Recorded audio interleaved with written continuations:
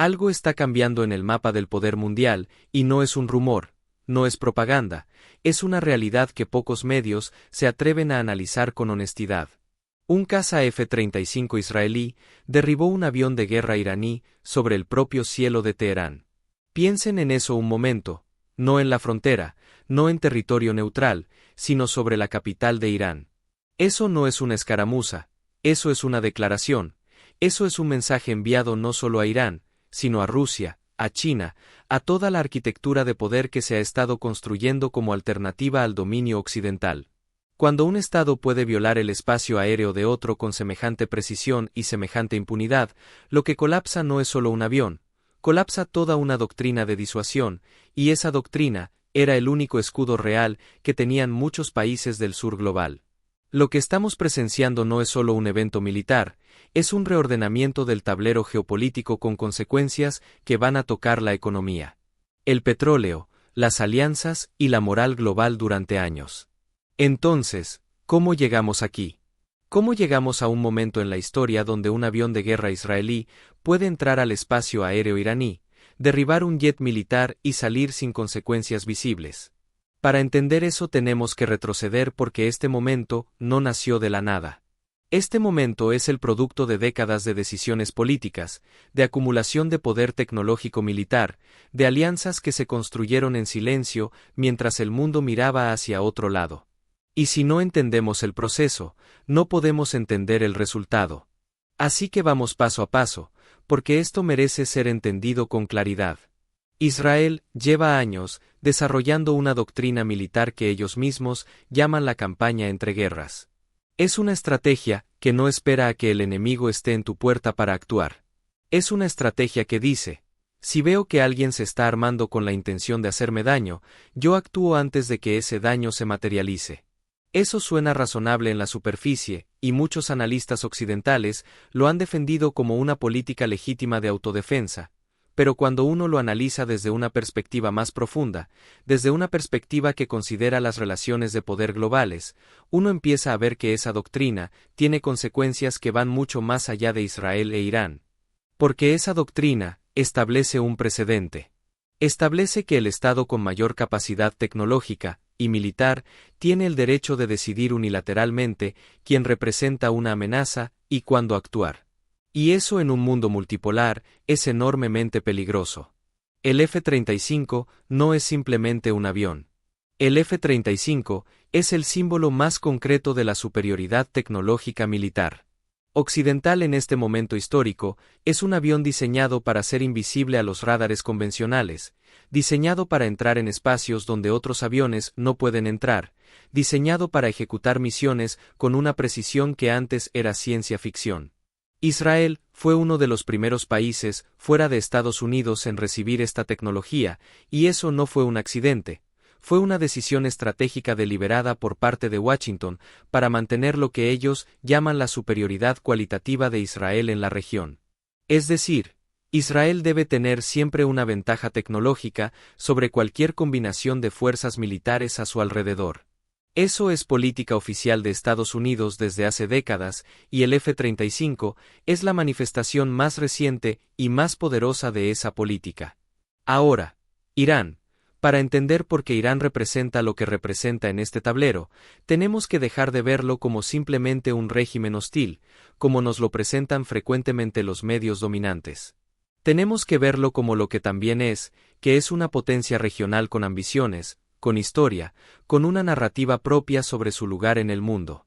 Irán es un país que fue intervenido por potencias occidentales en 1953, cuando un golpe de Estado organizado por la CIA y el MI6 británico derrocó a un gobierno democráticamente electo, porque ese gobierno quería nacionalizar su propio petróleo. Eso no es teoría conspirativa, eso está documentado, admitido, archivado. Y esa experiencia histórica marcó profundamente la psicología política iraní.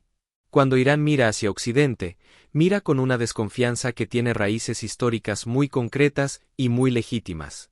Después de la revolución de 1979, Irán construyó una doctrina de seguridad basada en lo que ellos llaman la defensa avanzada. Es decir, En lugar de esperar a que el conflicto llegue a su territorio, Irán proyecta influencia y poder militar hacia sus vecinos, hacia Irak, hacia Siria, hacia el Líbano, hacia Yemen. Eso es lo que Occidente llama el eje de resistencia. Y ese eje fue construido precisamente como respuesta a la percepción iraní de que están rodeados de fuerzas hostiles respaldadas por Estados Unidos e Israel. Entonces, cuando uno analiza la situación con esa perspectiva, lo que ve no es simplemente a un régimen agresor y a una democracia defendiéndose. Lo que ve es un conflicto de largo plazo, entre dos visiones del orden regional, cada una con su propia lógica, cada una con sus propias contradicciones. Lo que ocurrió sobre Teherán es, en ese contexto, algo más que un incidente aislado. Es la culminación de una escalada que ha estado ocurriendo durante años. Israel ha atacado repetidamente objetivos en Siria, ha eliminado a científicos nucleares iraníes, ha saboteado instalaciones nucleares con ciberataques, ha atacado barcos con banderas iraníes en el Golfo. Irán ha respondido con misiles y drones, con ataques a través de sus praxis en la región. Ha habido momentos de escalada extrema, como cuando Irán lanzó más de 300 misiles y drones directamente contra territorio israelí en abril del año pasado. Ese fue un momento que muchos analistas describieron como el inicio potencial de una guerra regional abierta. No se llegó a eso, en parte porque la mayoría de esos proyectiles fueron interceptados, en parte porque hay actores, incluyendo a Estados Unidos, que siguen calculando los costos de una guerra abierta y decidiendo que no es el momento. Pero lo que estamos viendo ahora es que esos cálculos están cambiando y el derribo de un jet iraní sobre Teherán sugiere que Israel ha decidido subir el nivel de riesgo de manera significativa, porque una cosa es atacar objetivos en Siria, que es territorio de un tercer país. Una cosa es sabotear instalaciones dentro de Irán a través de operaciones encubiertas, pero derribar un avión de guerra sobre la capital de Irán es una acción abierta, visible, imposible de negar.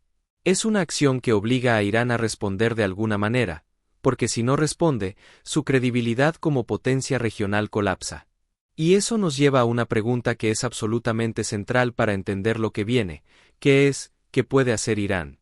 Y aquí es donde la economía política entra de una manera que muchos análisis militares ignoran completamente. Irán está en una situación económica extraordinariamente difícil. Las sanciones occidentales han devastado su economía durante décadas. El valor de su moneda ha colapsado, la inflación ha golpeado duramente a la población. Hay una clase media que ha visto evaporarse su capacidad de ahorro y su calidad de vida. Y hay un nivel de descontento popular que el gobierno iraní tiene que gestionar constantemente. Ese contexto económico limita las opciones militares del régimen iraní. Porque una guerra abierta con Israel que implica casi con certeza la participación directa de Estados Unidos sería económicamente devastadora para un país que ya está al límite. Entonces, Irán está atrapado entre la necesidad política de responder para mantener su credibilidad y la realidad económica que hace que una escalada mayor sea extremadamente costosa. Eso no significa que Irán no va a responder, significa que la respuesta va a ser calculada, va a ser diseñada para comunicar un mensaje sin cruzar un umbral que desencadene una respuesta aún mayor. Y esa dinámica, ese ciclo de escalada controlada, es exactamente el tipo de situación que los historiadores y los analistas de relaciones internacionales saben que puede salirse de control en cualquier momento, porque en ese tipo de situaciones los accidentes importan, las percepciones erróneas importan. Un movimiento que un lado interpreta como señal de disuasión, el otro lo puede interpretar como acto de guerra, y entonces la escalada que ninguno quería termina ocurriendo de todas formas. Hay otro actor en este drama que no podemos ignorar, que es Estados Unidos. La relación entre Washington e Israel es una de las alianzas más extraordinarias en la historia de la política exterior contemporánea. Es una alianza que va mucho más allá de lo que normalmente se entiende por alianza estratégica. Hay vínculos económicos, vínculos ideológicos, vínculos de lobby político, vínculos de inteligencia que hacen que la política exterior estadounidense en el Medio Oriente sea prácticamente inseparable de los intereses y las percepciones israelíes. Eso no significa que Washington y Tel Aviv siempre estén de acuerdo porque no lo están. Hay tensiones, hay momentos de fricción, hay diferencias de cálculo, pero en los momentos críticos, la protección estratégica que Estados Unidos ofrece a Israel es prácticamente absoluta, y eso tiene consecuencias profundas para el orden global. Porque cuando un país puede actuar con la confianza de que la potencia más poderosa del mundo lo va a respaldar, ese país puede asumir riesgos que de otra manera no asumiría. Israel ha operado durante décadas bajo ese paraguas de protección, y eso ha dado forma a toda su doctrina militar. La pregunta que se están haciendo ahora mismo los líderes de muchos países del mundo es, ¿hasta dónde llega ese paraguas? ¿Hay algún límite? ¿Hay alguna acción que Israel podría tomar que llevaría a Washington a decir que eso ya es demasiado? Y la historia reciente sugiere que ese límite, si existe, está muy lejos de donde la mayoría de los analistas habrían pensado. Ahora miremos esto desde la perspectiva de Rusia y China, porque ellos son actores críticos en este drama, aunque no estén directamente involucrados en el incidente sobre Teherán. Rusia tiene una relación compleja con Irán. Son socios en ciertos contextos, especialmente en el contexto de la guerra en Siria, donde ambos apoyaron al gobierno de Assad. Y en el contexto de la guerra en Ucrania, ha habido transferencias de tecnología militar entre Irán y Rusia que han irritado enormemente a Occidente. Pero Rusia también tiene sus propios intereses, que no siempre coinciden con los de Irán. Rusia tiene una relación de trabajo con Israel que le permite, por ejemplo, operar en el espacio aéreo sirio sin conflicto directo con la Fuerza Aérea Israelí. Eso es un equilibrio delicado que Moscú ha mantenido con considerable habilidad diplomática. Lo que ocurrió sobre Teherán complica ese equilibrio para Rusia, porque si Irán es atacado de manera tan flagrante y Rusia no dice ni hace nada significativo, eso manda una señal a todos los países que han estado apostando por la alianza con Rusia como alternativa al orden occidental. La señal sería, Rusia no puede o no quiere proteger a sus socios cuando enfrentan presión real. Y eso debilita la narrativa que Putin ha estado construyendo sobre el surgimiento de un orden multipolar, donde los países tienen alternativas reales al dominio occidental. Rusia está atrapada en su propio dilema, absorbida en la guerra de Ucrania, que ha resultado mucho más costosa y prolongada de lo que el Kremlin anticipaba, y simultáneamente tratando de mantener su credibilidad como potencia global alternativa. China observa todo esto con una atención extraordinaria. Para Beijing, lo que ocurre en el Medio Oriente no es periférico, es central. China importa enormes cantidades de petróleo iraní a pesar de las sanciones occidentales, y esa relación económica es una pieza importante de la estrategia china de asegurar sus suministros energéticos fuera del control occidental. Además, China ha estado intentando posicionarse como mediador en la región con el acuerdo que negoció entre Arabia Saudita e Irán hace un par de años como el ejemplo más notable de esa diplomacia. Si el Medio Oriente explota en un conflicto mayor, eso complica enormemente los planes económicos chinos. Complica la iniciativa del cinturón y la ruta, complica el acceso a los mercados de energía y potencialmente arrastra a China hacia un conflicto con Occidente que Beijing no quiere. Al menos no ahora, al menos no en estos términos. Y aquí llegamos a algo que es absolutamente fundamental para entender la época que estamos viviendo. Estamos en un momento de transición del orden global, y los momentos de transición son los más peligrosos de la historia. Cuando un orden hegemónico empieza a declinar y surgen potencias que desafían ese orden, la historia muestra repetidamente que el riesgo de conflicto se dispara, no porque nadie quiera la guerra necesariamente, sino porque los cálculos de todos los actores se vuelven más inciertos. Las señales se malinterpretan con mayor frecuencia, y los mecanismos de contención que funcionaban en el viejo orden empiezan a fallar antes de que los nuevos mecanismos estén completamente establecidos. Los historiadores llaman a esto la trampa de Tucídides, en referencia al historiador griego, que documentó el conflicto entre Esparta y Atenas cuando una potencia establecida y una potencia en ascenso chocan. Lo que estamos viendo en el Medio Oriente es en parte una manifestación regional de esa tensión global mayor. Israel, respaldado por Estados Unidos, es parte del orden occidental que ha dominado el planeta desde el fin de la Segunda Guerra Mundial. Irán junto con Rusia y China forma parte de un bloque de países que están desafiando ese orden, cada uno desde sus propias motivaciones y con sus propias contradicciones internas. Y el espacio aéreo de Teherán se convirtió en ese momento en uno de los teatros donde esa tensión global se materializa de manera muy concreta y muy violenta. Hay algo más que necesitamos hablar, y es la dimensión moral de todo esto, no desde una perspectiva sentimental, sino desde una perspectiva analítica, porque la moral importa en la política internacional, no solo éticamente, sino estratégicamente. Cuando un Estado viola la soberanía de otro de manera tan dramática, lo que hace es erosionar las normas internacionales que con todas sus imperfecciones han servido para limitar la violencia entre Estados desde 1945.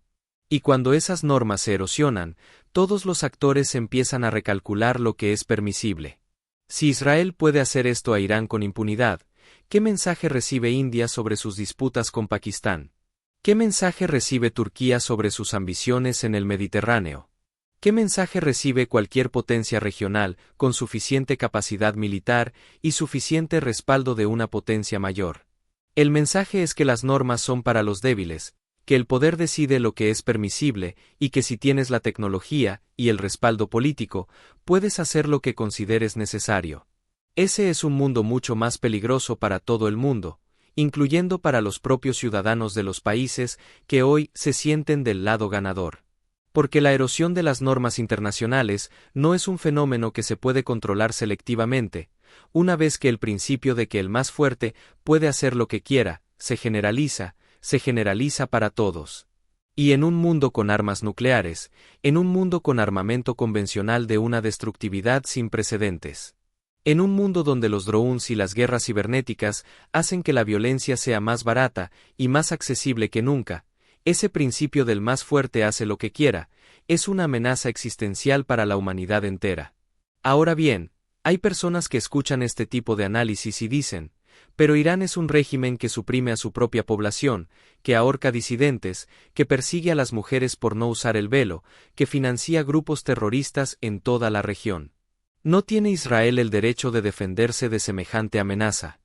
Y esa pregunta merece una respuesta honesta, no una respuesta que simplemente valide lo que la persona quiere escuchar. La respuesta honesta es sí. Las violaciones a los derechos humanos del régimen iraní son reales y son serias. Y sí, las amenazas que Irán representa para Israel y para otros actores de la región son reales. Eso es verdad. Pero esa verdad no cancela otra verdad, igualmente importante, que es que la manera en que se responde a esas amenazas tiene consecuencias que van más allá de la relación bilateral entre Israel e Irán, y que una acción como el derribo de un jet iraní sobre Teherán con todo lo que eso implica para la escalada regional y global, no puede ser evaluada únicamente desde la perspectiva de quién tiene razón y quién tiene la culpa. Tiene que ser evaluada desde la perspectiva de a dónde nos lleva, y lo que vemos cuando miramos en esa dirección no es tranquilizador. Pensemos también en lo que esto significa para el petróleo y para la economía global. El estrecho de Hormuz, que es el paso marítimo por donde transita aproximadamente el 20% del petróleo que consume el mundo, está en el centro de la zona de conflicto potencial. Irán ha amenazado en múltiples ocasiones con cerrar ese estrechos y se siente amenazado existencialmente.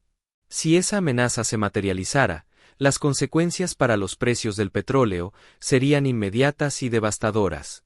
Hablamos de un shock energético que golpearía a todas las economías del mundo, incluyendo a la economía de Estados Unidos, incluyendo a la economía de Europa, incluyendo a las economías emergentes de Asia y África y América Latina, que ya están luchando con deudas enormes y con el impacto de décadas de políticas económicas que no han funcionado para la mayoría de su población.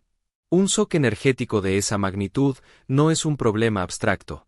Es inflación, es recesión, es desempleo, es inestabilidad política, es el tipo de crisis económica que destruye gobiernos y alimenta el surgimiento de movimientos políticos extremos.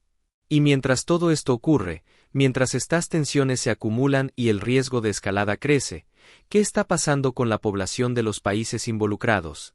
Los ciudadanos iraníes que ya están agotados por décadas de sanciones y de un régimen que no les da las libertades básicas que merecen. Los ciudadanos israelíes que llevan más de un año viviendo bajo la sombra de la guerra. que han perdido familiares, que viven con la angustia constante de lo que puede venir. Los ciudadanos de los países vecinos en el Líbano, en Siria, en Irak, en Yemen, que son los que pagan el precio más alto de cada escalada, que ven sus infraestructuras destruidas, sus familias desplazadas, sus proyectos de vida cancelados indefinidamente. La perspectiva de las élites que toman las decisiones militares y las perspectivas de la gente común que vive con las consecuencias de esas decisiones son radicalmente diferentes, y esa diferencia es una de las cosas más importantes que cualquier análisis serio tiene que tener en cuenta. Porque al final, y aquí quiero ser muy claro sobre esto, la pregunta fundamental que enfrentamos no es, ¿quién va a ganar este intercambio militar específico? Esa pregunta es secundaria. La pregunta fundamental es, ¿qué tipo de orden global queremos construir? Y si el camino que estamos tomando, el camino de la escalada militar, el camino de la erosión de las normas internacionales, el camino de la superioridad tecnológica como sustituto de la diplomacia y el derecho internacional, nos lleva hacia un mundo más seguro o hacia un mundo más peligroso para la mayoría de los seres humanos que habitan este planeta. Y si miramos la historia con honestidad, si miramos lo que ha pasado cada vez que la humanidad ha optado por ese camino, la respuesta no es ambigua, la respuesta es clara y es preocupante. Que debería preocuparnos como ciudadanos, no solo de Estados Unidos, sino del mundo, es que no estamos viendo un debate serio sobre estas preguntas en los espacios donde se supone que ese debate debe ocurrir. En el Congreso de Estados Unidos no hay un debate serio sobre los límites de la garantía de seguridad a Israel. En los medios dominantes, no hay un análisis profundo de las consecuencias a largo plazo de la doctrina militar que estamos viendo en acción. En las organizaciones internacionales, la ONU está prácticamente paralizada por los vetos cruzados de las grandes potencias cada vez que se intenta tomar alguna acción significativa, y en ese vacío de deliberación política real, las decisiones las están tomando militares y ejecutivos en situaciones de altísima presión, con información incompleta, y con incentivos institucionales que no necesariamente coinciden con el bienestar de la humanidad en su conjunto. Eso es lo que hace que este momento sea tan importante de entender. No es simplemente un evento de noticias que va a ser reemplazado por el próximo evento de noticias la semana que viene. Es un nodo en una red de tensiones que se están acumulando y que en algún momento van a resolverse de una manera u otra. La pregunta es si esa resolución va a ocurrir a través de la diplomacia y la negociación y la construcción de nuevas estructuras de seguridad colectiva, o si va a ocurrir a través de un conflicto que ninguno de los actores principales dice que quiere, pero hacia el cual todos están contribuyendo con sus acciones.